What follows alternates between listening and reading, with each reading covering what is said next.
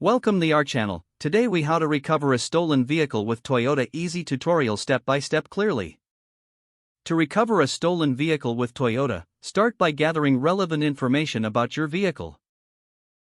This includes the vehicle identification number, or VIN, which can usually be found on your registration documents.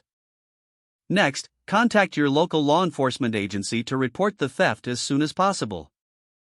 Provide them with all necessary details, including your VIN, make, model, color, and any distinguishing features. Make sure to get a copy of the police report, as this will be important for your records.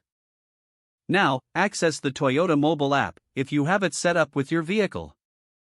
Log into your account, which should have been created when you first purchased your Toyota. Once logged in, navigate to the Vehicle Status section. If your vehicle has the Toyota Safety Connect feature, you may be able to use it to assist in locating your car. Follow the prompts in the app to request tracking assistance. If you don't have the app or your vehicle isn't equipped with Safety Connect, go to the Toyota website. Look for the section regarding vehicle recovery and safety features. You may find additional resources specific to your vehicle's model that can help in locating it. Contact Toyota customer service for further assistance if needed. Provide them with your vehicle details and the police report number. They may offer additional advice or assistance in the recovery process.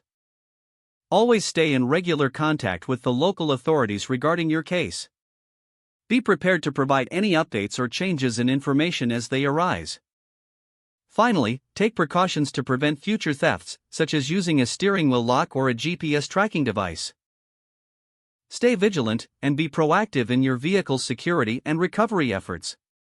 If the page does not load, refresh the browser or try again in a private or incognito window. Make sure you are using the correct email address, then retype it carefully to avoid small typos. If your password is not accepted, use the reset option and create a new strong password you can remember. Check your spam folder for verification or security emails, then complete any requested confirmation steps.